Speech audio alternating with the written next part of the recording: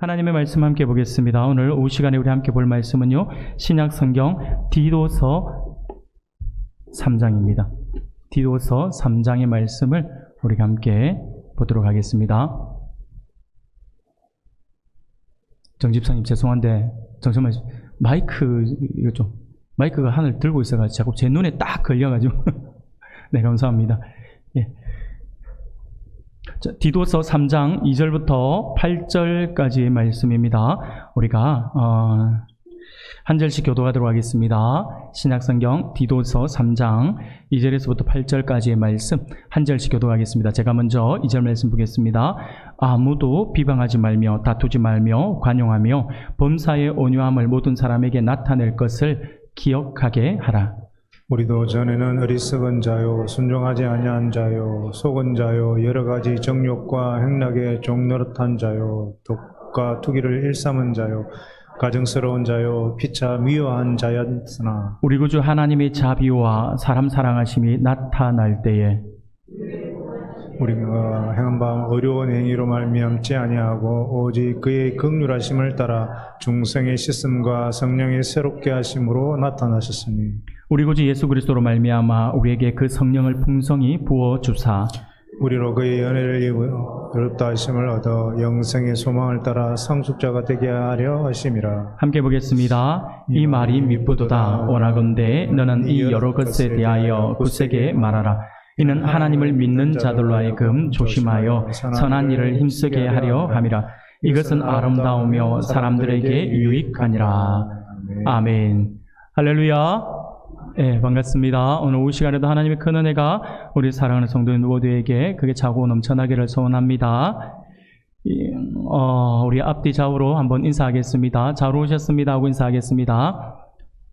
네, 앞뒤 좌우로 인사하겠습니다. 네네. 예. 우리가, 또 이렇게 인사합시다. 예, 우리가 지난번에 우리가 한번 하고 말았던, 예, 바라보면 볼수록 보배로운 당신이라고 하는 뜻을 가지고 있었던 당이라고 해서 바보다라고 하면 안 됩니다. 자, 옆으로 보면서, 앞뒤로 보면서, 우리 정말 사랑스러운 눈빛으로 당신은 바라보면 바라볼수록 보배로운 당신입니다. 라고 하는 고백으로 바보당하고 이야기하겠습니다. 바보당. 네. 예. 계속 해야겠습니다. 예, 이 인사만 해도 되게 웃으시면서 하는 이야기가 여기 아닌데도 불구하고 왠지 좀 거부감보다는 좀 미안한 마음에 인사를 나누는 것 같은데, 여하튼 이 인사가 또 우리로 하여금 또 짧은 시간이지만 잠깐 환하게 웃게 해주는 것 같아서 더 감사한 것 같습니다.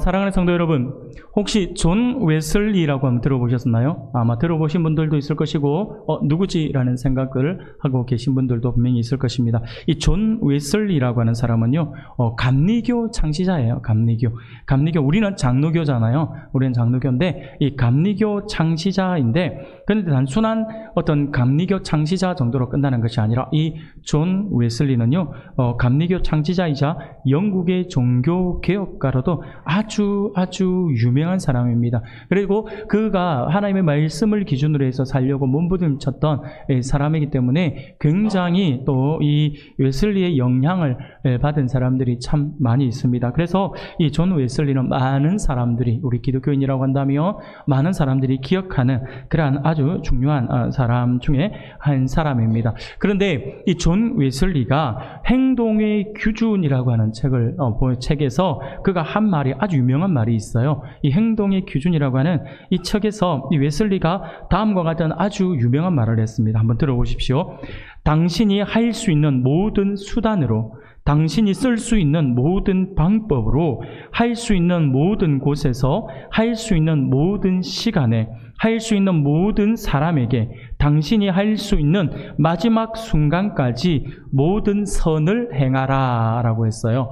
그러니까 굉장히 이 웨슬리는요, 우리 기독교인으로서, 그리스도인으로서 살아가면서 계속해서 선을 베풀고 살아야 한다라고 하는 것을 강조하기 위해서 그냥 단순하게 선을 행하십시오 라고만 한 것이 아니라 당신이 할 수 있는 모든 수단, 당신이 동원할 수 있는 모든 수단을 동원해서 라고 이야기하죠. 그리고 당신이 쓸 수 있는 모든 방법으로, 그리고 당신이 할 수 있는 모든 곳에서 그래 당신이 할 수 있는 모든 시간에 당신이 할 수 있는 모든 사람, 당신 주변에 있는 모든 사람들에게 당신이 죽기까지 마지막 그 순간까지 할 수 있다면 모든 선을 행하라 라고 이렇게 강조했습니다. 누구에게든지 선을 베푸는 어떤 특정한 사람에게 선을 베푸는 것이 중요한 것이 아니라 자신의 주변에 있는 모든 사람, 내가 사랑하고 내가 관심이 있고 내가 호감이 가는 사람에게만 선을 행하라가 아니라 모든 사람,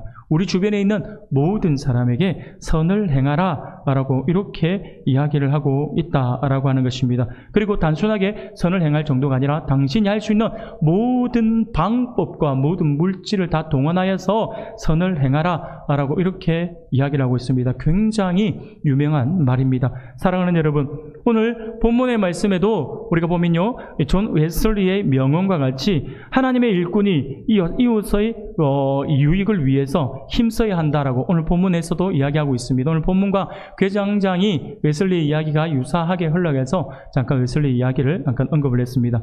사랑하는 여러분, 오늘 본문의 말씀은요, 이 디도서는요, 이 그레데 섬이라고 있습니다. 지금 오늘날에는 크레타 섬이라고 하죠. 이게 지중해 연안에, 지중해 바다에 있는 섬, 아주 큰 섬입니다. 그래서 이 그레데 섬에 있는 디도에게 쓴 편지가 바로 이 디도서입니다. 바울이 전도 여행 당시에 제자였던 디도를 그레데 섬에 남겼습니다. 그레데 섬에 남기고 그곳에 세운 교회를 섬길 것을 부탁하고 떠났다라고 하는 것이죠. 그러니까 바울이 이 디모데 같은 경우는 에베소에 남겨두어서 에베소 교회에서 목회하도록 했다고 한다며, 이 디도는 이 그레데 섬에 있는 교회에 남겨서 목회를 할 수 있도록 그 길을 열어 두었다라고 하는 것이죠. 그러면서 바울은 그레데 섬에 남아있는 이 디도가 그레데 교회 성도들에게 무엇을 가르쳐야 할 것인지를 말씀해 주고 있습니다.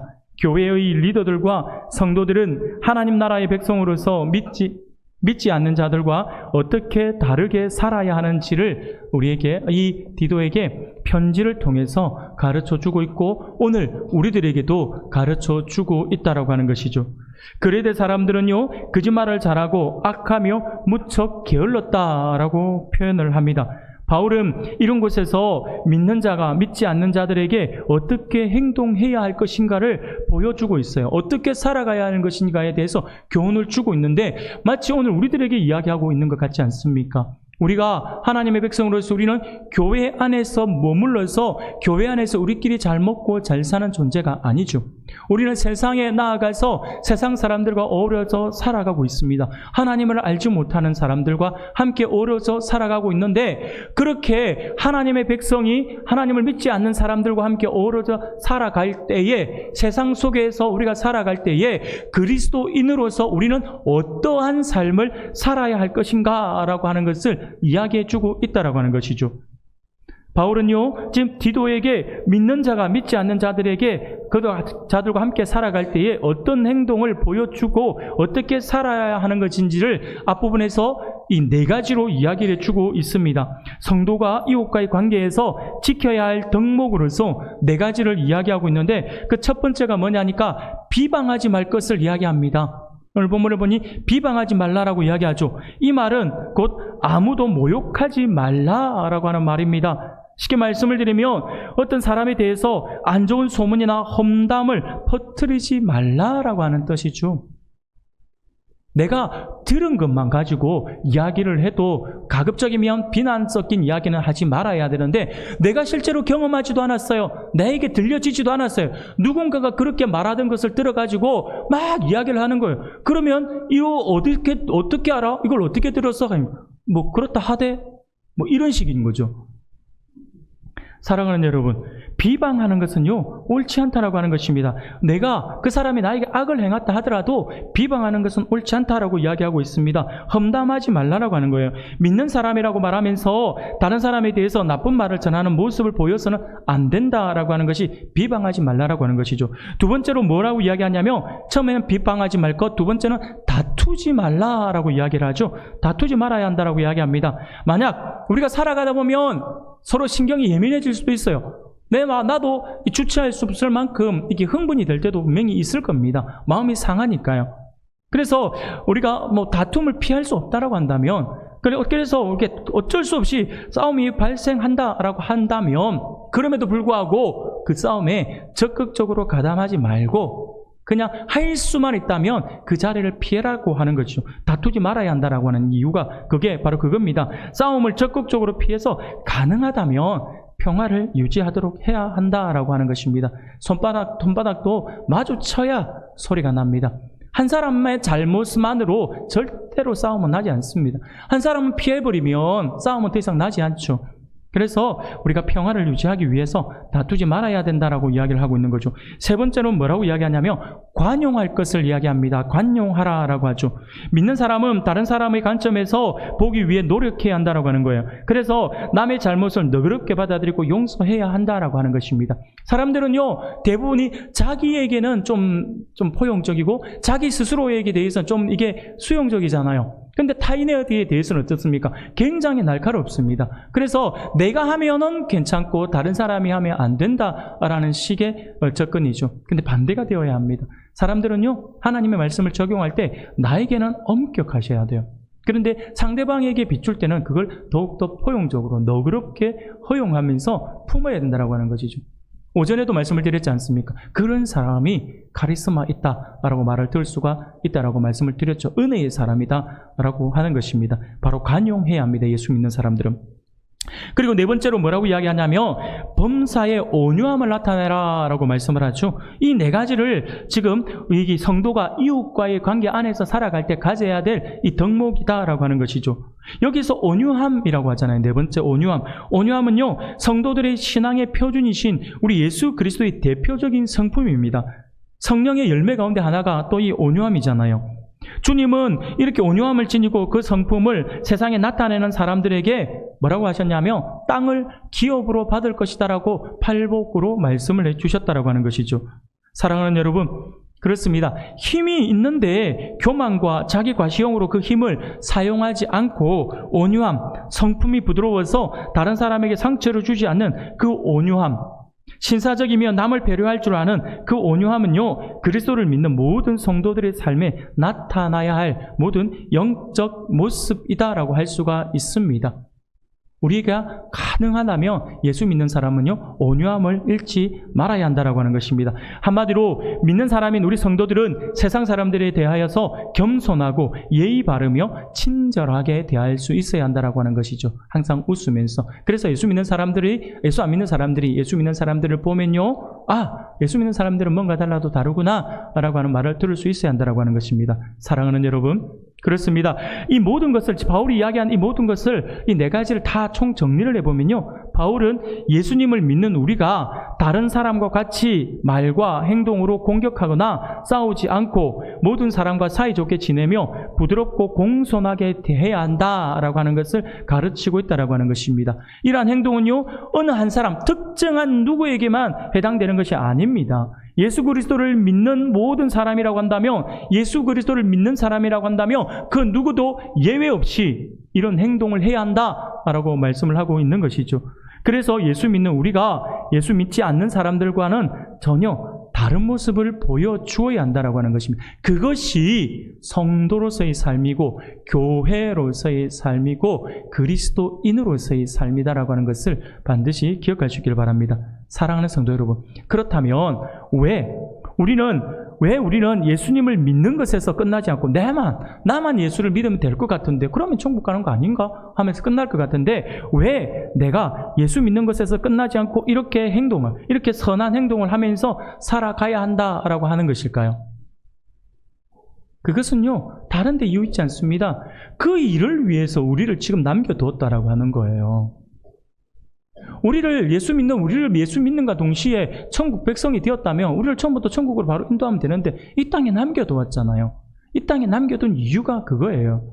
오전에도 말씀을 드렸지만 우리는 믿지 않는 사람들에게, 아직 우리 주변에 있는 믿지 않는 사람들에게 우리가 복음을 증거해야 하는 사명을 가지고 있습니다. 그러면 왜 우리가 그런 사명을 가지게 되었냐면, 우리도 이전에는 믿지 않는 사람들처럼 어리석은 사람들이었잖아요. 디도를 포함해서 그레데 섬의 사람들을 믿는 사람들도 처음에는 다 죄인이었다라고 하는, 처음부터 그들이 선하지는 않았다라고 하는 것입니다. 원래 그들은 다 죄인이었어요. 그리고 그들도 자신이 하나님을 떠나 살던 사람이라고 하는 것을 잘 알고 있었어요. 이전에 그들도 하나님께 순종하지 않았고 잘못된 행동을 했다라고 하는 것입니다. 하나님보다는 육체의 즐거움을 따라서 세상의 노예로 살았고 악한 일을 하며 남을 미워하고 질투하는 그런 삶을 살았다라고 하는 것입니다. 이는 바울이 말한 믿는 자의 태도와는 정반대되는 모습이죠. 그런 삶을 살았다라고 하는 거예요. 그런데 그러한 그들이 어떻게 믿는 사람들에게 이렇게 가르칠 수 있는 것일까요? 사랑하는 여러분, 바로 바울이나 잘해서 디도가 잘해서가 아니에요. 바로 하나님의 자비와 사랑과 은혜로 믿는 자들을 구원해 주셨기 때문이다라고 하는 거예요. 오전 시간에도 잠시 언급을 말씀을 드린 것처럼 나도 죄인이었어요. 걷잡을 수 없는 죄인이었어요. 바울이 나는 죄인의 괴수다라고 이야기한 것처럼 우리도 그런 존재들이죠. 바울보다 더 나은 것이 있을까요? 없어요. 똑같습니다. 물론 바울처럼 우리가 칼과 몽둥이를 들고 예수 믿는 사람들 잡으러 다니지는 않았지만 우리 속 마음에 있는 그 죄성은요, 다를 바가 하나도 없어요. 그런데 그런 우리를 하나님이 택하시고 우리를 구원해 주셨잖아요. 우리를 구원해 주시고 우리와 하나님 백성 삼아 주셨잖아요. 그게 얼마나 큰 은혜입니까? 그 은혜를 받은 사람들은요, 그 은혜를 누리고 그 은혜를 나누는 삶을 살아야 한다라고 하는 것이죠. 지금 바울이 이 디도를 비롯하여서 그레데 섬에서 예수 믿는 사람들을 향하여 이야기하고 있는 것이 바로 그 이유입니다. 하나님의 자비와 사랑과 그 은혜로 우리가 구원을 받았기 때문에 우리 또한 그렇게 살아야 한다라고 하는 것이죠. 우리가 올바른 행동을 해서 하나님께 구원받은 것이 아니잖아요. 우리가 구원받을 수 있었던 이유는요, 오직 하나님의 사랑과 은혜 때문이지 않습니까? 사랑하는 여러분, 하나님께서 우리에게 은혜로 보여주신 것, 우리에게 은혜로 주신 것이 우리가 어떻게 보면 우리가 딱 정리를 해보면 이렇습니다. 하나님께서 우리에게 은혜로 보여주신 것은요, 먼저 우리의 죄악된 모습을 깨끗하게 씻어서 새로운 사람이 되게 해주셨다라고 하는 거예요.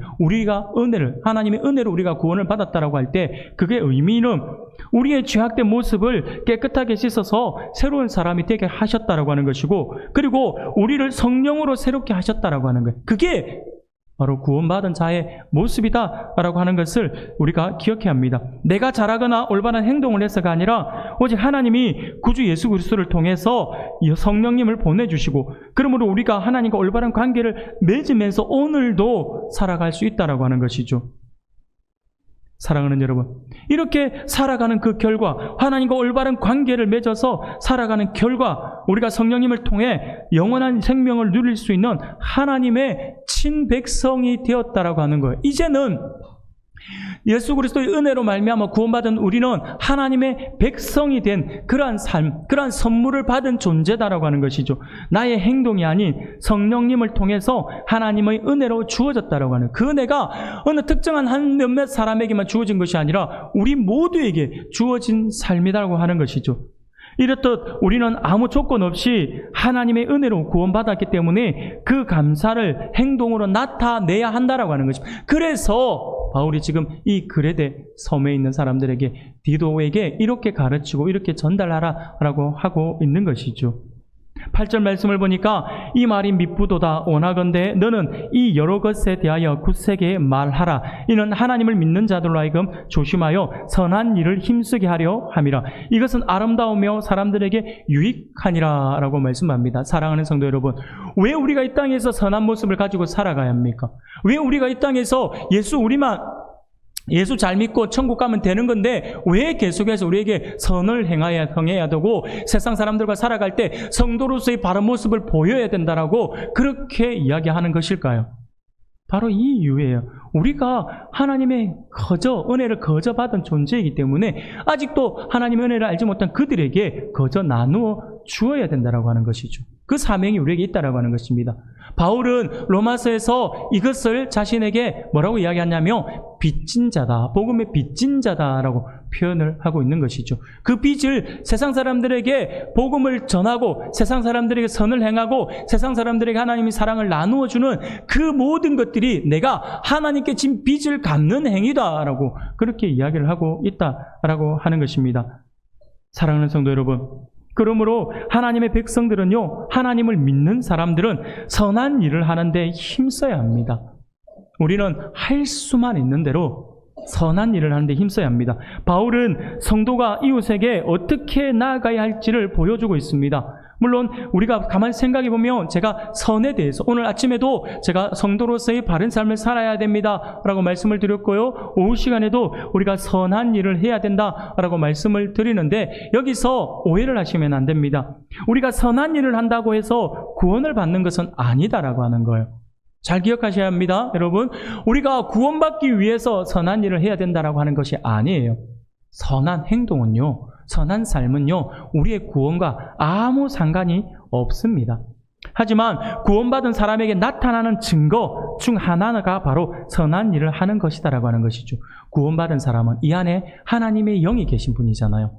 그리스도인이라고 할 때 저는 그리스도인이다라고 하면 사람들은 그리스도인 그러면 예수 믿는 사람, 예수 믿는 무리 이렇게 이야기를 하고 있지만, 저는요 그리스도인이다라고 이야기를 할 때에 그리스도인은 이 안에 그리스도를 품고 사는 사람이라고 저는 그렇게 가르치고 그렇게 이야기하고 있습니다. 내 안에 예수 있다라고 하는 거죠. 이 안에 그리스도를 품고 있는 사람, 하나님의 영이 있는 사람은요 악한 일을 할 수가 없어요. 나쁜 일을 하려고 뜨끔뜨끔해지잖아요.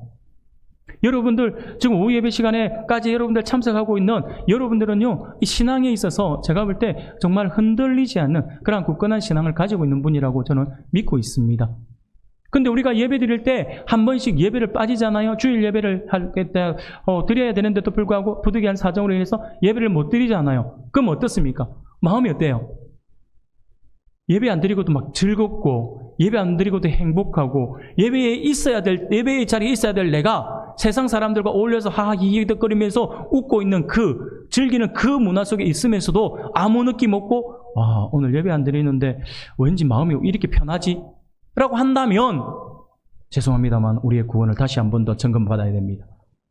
하나님의 사람이라고 한다면 예배드리지 않고 하나님의 말씀이 선포되는 자리에 있지 않고 공예배 시간에 있지 않으면 이 마음이 섭섭해져야 되는 게 정상입니다.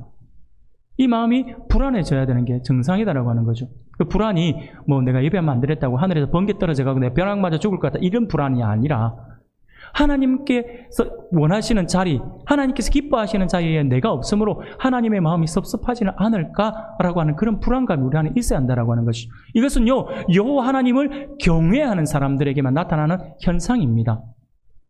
사랑하는 여러분, 우리가 믿지 않는 사람들과의 관계 안에서 우리가 이렇게 할 때에, 그래서 우리가 우리의 구원은요, 반대로 어떤 선한 행위로 나타나는 것이 아니다라고 하는 것을 우리가 기억해야 합니다. 그래서 제가 조금 전에 말씀드린 것처럼 선한 일을 한다고 해서 구원을 받는 것은 아니고, 구원받은 사람에게 나타나는 증거 중 하나가 선한 일을 하는 것이다라고 하는, 이 안에 예수 있는 사람들, 예수님을 품고 있는 사람들, 예배에 대한 부분뿐만 아니라 그렇게 또 선한 행동을 할 때도 내가 하지 않으면 좀 마음이 불안해하는 그러한 사람들 있어요.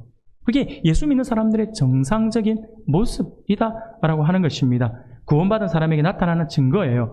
그래서 우리가 이 선한 일이라고 하는 것은요, 바로 내가 이 안에 예수를 품고 있는 사람들이 자연스럽게 행하는 행동이다라고 하는 것이죠. 사랑하는 성도 여러분, 우리는 세상 속에서 혼자 살고 있지 않지 않습니까? 믿는 사람들과도 우리가 살지만 믿지 않는 사람들과도 함께 살고 있습니다. 그래서 믿는 사람들의 태도나 행동이 정말 중요합니다. 안 믿는 사람들과 함께 어울려 사니까요. 우리의 선한 행동을 통해서 하나님을 믿지 않는 사람들이 하나님을 바라보고 느낄 수 있다라고 하는 것이죠. 사랑하는 여러분, 내가 복음을 전해서 안 믿는 사람들이 예수를 믿게 하는 것 중요하죠. 근데 그 사람들은요, 교회에 와서, 그렇게 전도를 해서 교회에 와서 그들이 하나님을 만나고 하나님을 고백하려면요, 수많은 시간들이 필요합니다. 예배의 시간이 필요하고요, 양육도 필요하죠. 그런데 하나님을 믿지 않는 사람들이 하나님을 최대한 빠르게 만날 수 있는 방법이 있어요.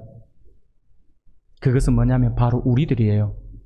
우리들이 예수 믿는 사람들이 어떻게 사느냐에 따라서 세상 사람들이 볼 때 예수 믿는 사람들은 뭔가 달라도 다르다라고 하는 것이 느껴질 그때에 제가 믿는 하나님은 다르네라고 느껴진다라고 하는 것이죠. 우리 주변에 보면요, 예수 믿는다라고 하면서 세상 사람들과 구별 안 되게 사는 사람들이 너무나도 많아요. 그러면 세상 사람들이 어떤 생각이 들까요? 하나님 살아있다 하더만은, 말도 안 돼. 거짓말이지. 하나님 살아있다는 사람이 어떻게 이렇게 행동하지? 우리가 하나님은 안 계신다라고 말하는 것과 같은 거예요, 우리 행동이. 하나님이 살아있는 사람, 살아있음을 믿는 사람들은요, 행동 하나하나에 정말 조심하셔야 합니다.